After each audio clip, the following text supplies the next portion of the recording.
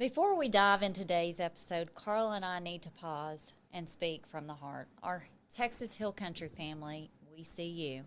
We hear you. We can't even begin to imagine the pain and loss of many of you are feeling after these devastating floods. Some of you have lost homes, memories, even loved ones, and we know words can't fix that. But what we can do is remind you that you are not alone. You're grieving, we're grieving with you, praying for you, and standing beside you, even if it's from miles away. To every volunteer pulling people from the water, to every first responder working around the clock, to every neighbor opening their doors, thank you. You are the heartbeat, and the hope is here right now because of you, our Texas fellow Texans. We'll share some resources at the end of this episode because right now it's okay to need help. It's okay to feel broken. Just know you are worthy, and we will get through this together. Hey there, welcome to the Mental Perk Podcast. I'm Carla Hutcherson, licensed professional counselor. And I'm Brandi Mock, entrepreneur, author, and community leader. And we're here to talk about real people, real issues, and real talk. All right, let's dive into this conversation. Yeah, so as you can tell, we are diehard Texans. We are true and true, born and raised here. And this just impacts anybody who understands the camaraderie of Texans. You know, it really, it breaks your heart to see the things that happened. And we just want to draw attention to that. We want to focus on the mental health needs of the people who are healing, grieving, adjusting, adapting to a new way of life that many of them didn't choose. No, I can't even, you know, it's like they say, 6 degrees of separation. Someone knew someone that was impacted and devastated by this tragic event. And these are times like that. I've got cold chills. These are times like this whenever we see why Texas is so Texas, because we love each other, we support each other. When things go chaotic, we're stepping up to the plate and we're doing what we need to do to make sure we take care of our own. And, you know, I can honestly say the naysayers out there, which I've not heard a lot of. Well, I will talk. There's been a lot of political talk around this, trying to get a political stand on a tragedy. There's no This is not politics. No, and anyone who's doing that, shame on you. We need you to stop doing that because this is not political. It's not about hurting. Yeah. There are people hurting. They're trying to still recover their loved ones.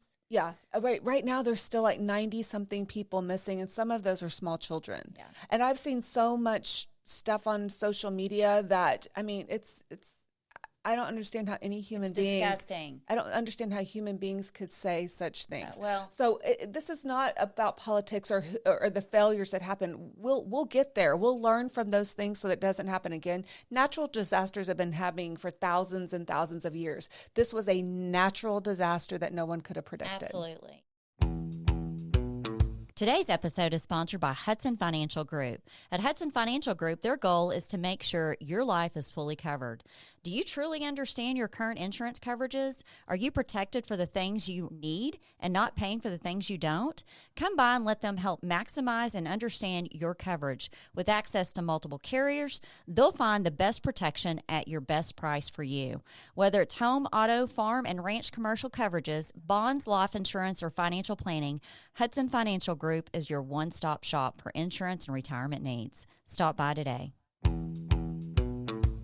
Before we dive into today's episode, Carla and I need to pause and speak from the heart. Our Texas Hill Country family, we see you. We hear you. We can't even begin to imagine the pain and loss of many of you are feeling after these devastating floods. Some of you have lost homes, memories, even loved ones, and we know words can't fix that. But what we can do is remind you that you are not alone. You're grieving, we're grieving with you, praying for you, and standing beside you, even if it's from miles away. To every volunteer pulling people from the water, to every first responder working around the clock, to every neighbor opening their doors, thank you. You are the heartbeat, and the hope is here right now because of you, our Texas fellow Texans. we'll share some resources at the end of this episode, because right now it's okay to need help. It's okay to feel broken. Just know you are worthy, and we will get through this together. Hey there, welcome to the Mental Perk Podcast. I'm Karla Hutcherson, licensed professional counselor. And I'm Brandi Mock, entrepreneur, author, and community leader. And we're here to talk about real people, real issues, and real talk. All right, let's dive into this conversation. Yeah, so as you can tell, we are diehard Texans. We are true and true, born and raised here. And this just impacts anybody who understands the camaraderie of Texans. You know, it really, it breaks your heart to see the things that happened. And we just want to draw attention to that. We want to focus on the mental health needs of the people who are healing, grieving, adjusting, adapting to a new way of life that many of them didn't choose. No, I can't even, you know, it's like they say, 6 degrees of separation. Someone knew someone that was impacted and devastated by this tragic event. And these are times like that. I've got cold chills. These are times like this whenever we see why Texas is so Texas, because we love each other, we support each other.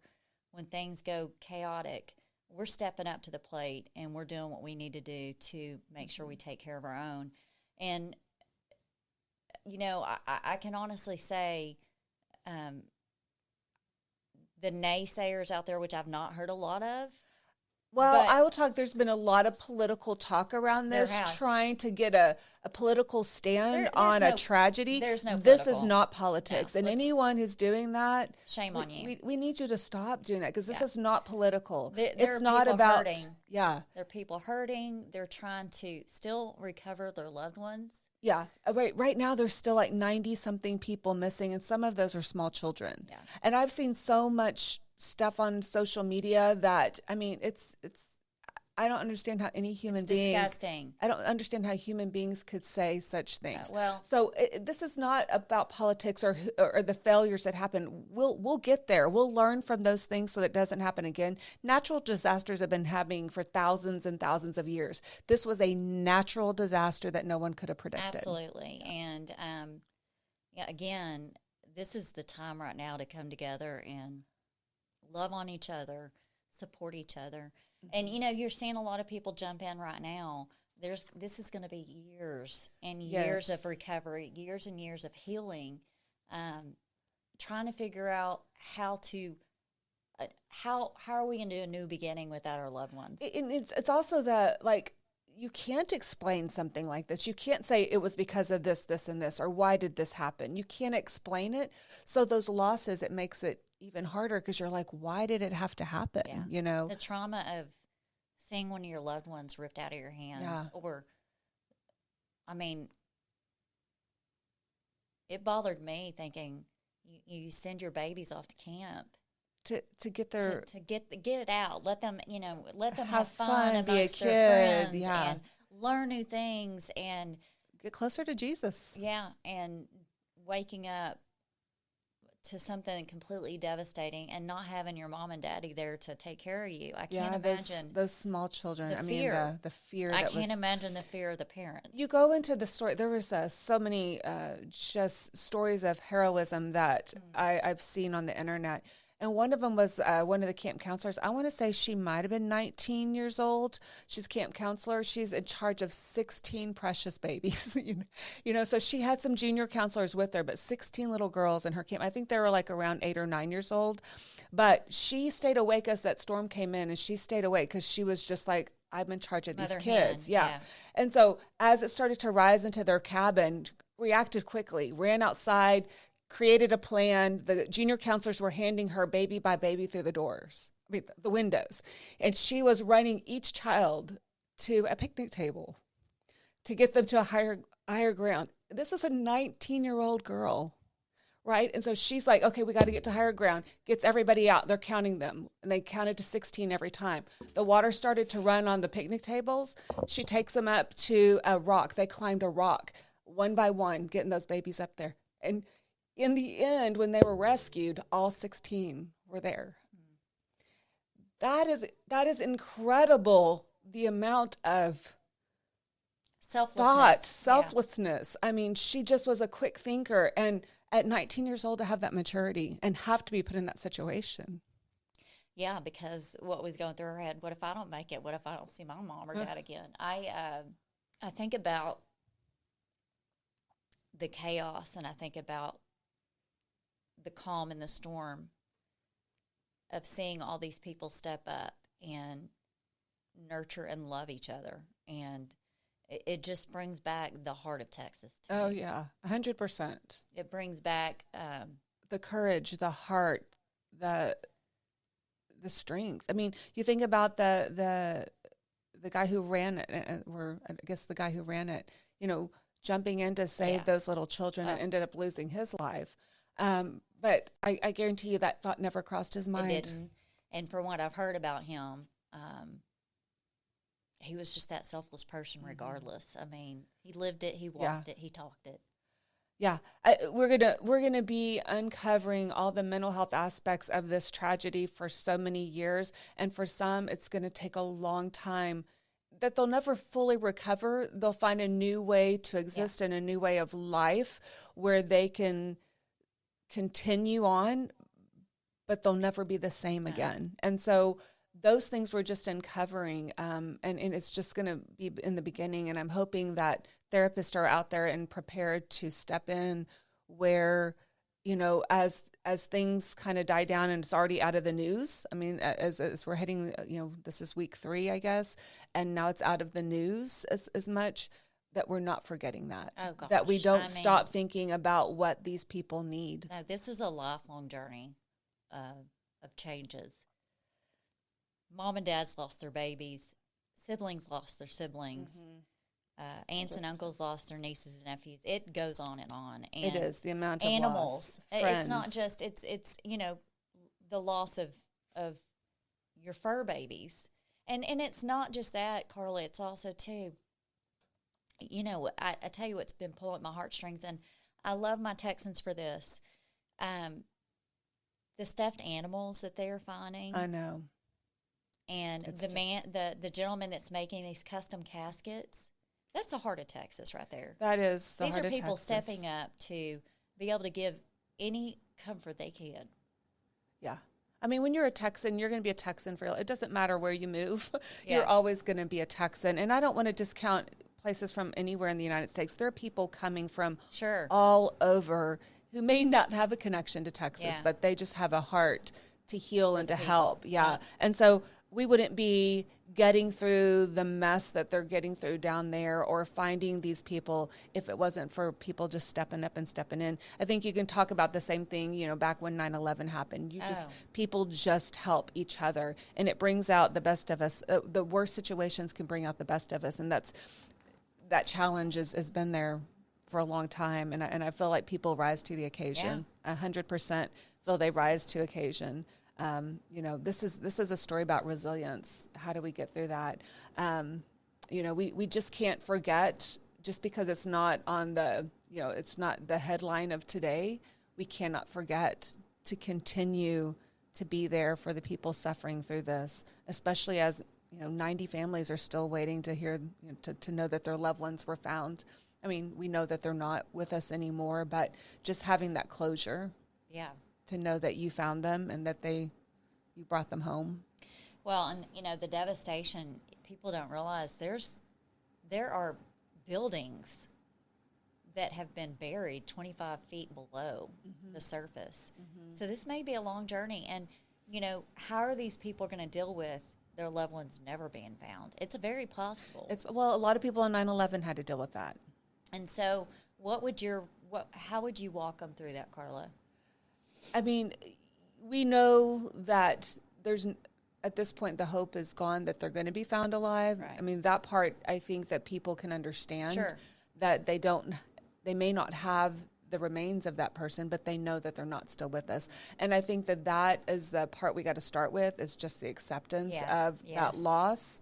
And whether you have those remains or not, you're still able to go through that grieving process. It's not going to hold you back from grieving. Right. It's not like if your child was abducted, you're like wondering whether they're alive or not. Yeah. This is a different story because they know there's the finality of that is true. And so I think that part helps. And then to have the support of the other families that are going through the similar thing, that they're not in this alone. They're not isolated. You know, I got a lot of peace and I think a lot of the families that send their kids off to these camps know that their loved one's at rest. It's peace. Mm-hmm. And I have peace knowing that. But I just think about, it's not just the people that lost, it's all these recovery workers. Yeah, especially, we don't really think about the impact of what they're finding. No. Right? No. And many of them are going to be impacted for years to come. They're going through the adrenaline of continuing that work. They're not processing it. They're not processing it. And that's the way first responders do. And a lot of people that have not lost their loved ones yet have not processed it. Correct. Right now, it's just like we have to find these people. We have a mission. They're on a mission. They are on a mission. And when they get back to their own homes, when they actually get a full night's sleep and they actually start to process what's going on, we're talking there's going to need a lot of additional mental health care for that situation. And so if you hear this and you're out there and you're listening and you're either a volunteer or a survivor, please make sure that you're getting that mental health care that you need. Yeah. Don't say I'm okay. Don't okay. say that I can handle this. It's going to come back and hit you in so many ways. It can affect your relationships. It can affect your job. It can affect just how you function on a daily basis. It's not a sign of weakness to ask for help. Oh my gosh, no. It's 100% a sign of being proactive in your own care and realizing you getting the help that you need will help those around you. Yeah. It will set the example for others. And so it's super important. And to all the people that are dealing with the guilt of maybe feeling like you should have done more or you could have done more, that's a normal feeling. Going back to the need to find fault, I have to kind of examine. Oh, that's what I was going to say. How can you predict a fault? There's no way of predicting this. It's not about government cuts. It's not about. But no. Do we need to improve systems? Yes. Do we need to find ways to alert people quicker? Absolutely. Sure. All of those things are important, but it's not so much about we need to find blame and fault here. That's not going to bring anybody. It's not the time or the day, and it's not going to bring healing. The time or the day. No, but can we learn from this 100%? Absolutely.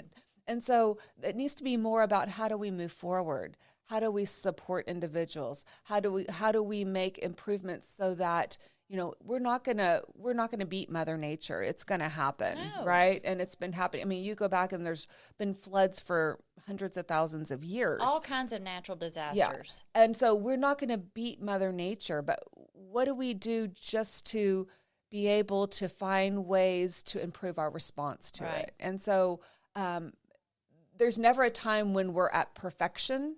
There's always room for improvement. Sure. And so any system is never at perfection. It's like we're trying to improve things and we're making those improvements. So we can't expect perfection. No, we can't. And I think it's really important. I can't reiterate how important it is just to love these people. Yeah. Love and support them. And don't judge them. And sometimes just being a listener. And I think there's events right now all over Texas and in the United States where people are raising funds, raising awareness, all of those things. I know we're going to be attending one next weekend. Here in Dallas. I don't know, Brandi, did you have that information, or we'll just put it in the comments? Yeah, I'll put it in the comments. It's at the Barley House over by SMU.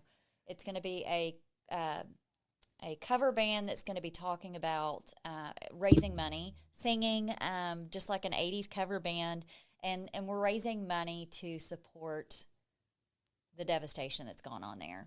At the Barley House over by SMU, It's going to be a benefit concert to not only help raise money. families, but also just to help rebuild in that area. Yes. And if any of you have ever been to the Hill Country, it is such a gorgeous, it's so gorgeous. So pretty. All of us who grew up here, we've all ridden the inner tubes down the Guadalupe. Yep, We've we all sure have. eaten at the grist mill right there on the Guadalupe in Green, Texas. Yep. I mean, this is just such a beautiful area. There's a reason that the Mystic Camp has been there for generations and generations and generation. It has had such a huge impact on communities, families, churches. It's an amazing place. And, the sad part is that, will it make it through this? I hope so. I hope so in a way that it can continue to bring out positivity and transform lives. So, rebuilding is so huge. I think that's part of the healing process is to restore and rebuild. I think that's super important, and we really want to focus on, bringing that to light. Again, we're going to make improvements. We're going to change systems, but we also need to restore and rebuild. There was another viral video that I saw this week that, oh my gosh, it will send chills up your spine. There's this she looks probably about 11 or 12.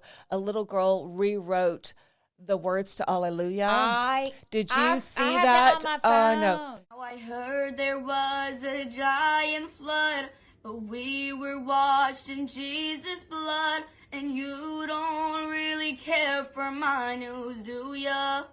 On July the 4th, 2025, the water rose and we went adrift. The baffled king composing hallelujah, hallelujah, hallelujah, hallelujah. Our faith was strong, you showed us love like only God from up above. Your prayers and hugs and love overwhelmed us.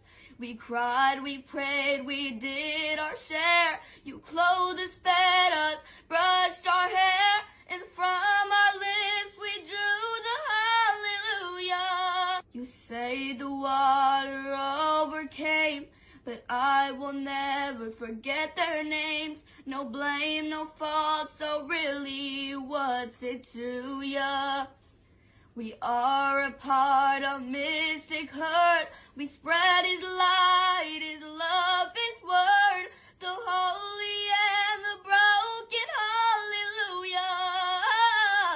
Hallelujah, hallelujah, hallelujah, hallelujah.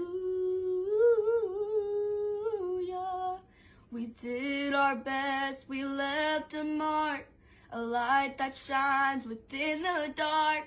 I told His truth, I didn't have to fool ya. And even though it wasn't long, we stand before the Lord of songs with nothing on our tongues but hallelujah. The strength in her voice and the resolution that she had to the Hallelujah song, the Hallelujah song, and she just had strength and resolution, like resilience to get through what she went through and what she saw her friends go through and the losses that she experienced, and she was still praising with whole heart. Here she is trying to process things, and this is part of probably how she's processing. But you hear all this negativity of all these different sides and different things and people making all these assumptions, and then you see the purity in her heart, and you're like, that's what it's about. That's survival That's survival. The pureness of her heart and the openness to move on and forgive and just, be able to find strength through all of that. It's just amazing. Yeah, so we want all of our fellow Texans to know that we love you, we hear you, we see you, we are praying for you, we're bathing for prayer and healing and restoration. Know that you're not alone in your journey. Know that we are right here with you. I know that this is going to be a long journey for you, and know that you're not ever going to be alone in this journey. I know maybe some of you feel like you're alone. You're not. You've got so many people praying for you, sending good vibes, people that are volunteering up there. We want you to know that we love you, and we're proud of please, you. We are proud of We you are for being so so proud of strong, you. but we want you to make sure that you're getting that mental help you need. Please reach out to your therapist. If you don't have a therapist, please reach out to us, and I'll help Yes. get you connected. Yes. We want to make sure that you guys are taken care of. We do trainings for first responders. We understand the impacts of being on the scene. So we want all of the workers out there and the volunteers, please reach out to us. We want to walk you through this process. We want to make sure that you're taken care of, that you're getting the tools and skills that you need to work through what you're seeing and experiencing every day, as well as the families that are brokenhearted right now. Please reach out if you need help getting connected, because we will be more than happy to do that. Most of all, we want you guys to know, as always, you're worthy. We're in this together. If you or anyone you know is struggling with mental health issues, please reach out to talk to someone you trust. Get connected to a mental health professional who can help you find ways to cope and ultimately feel better.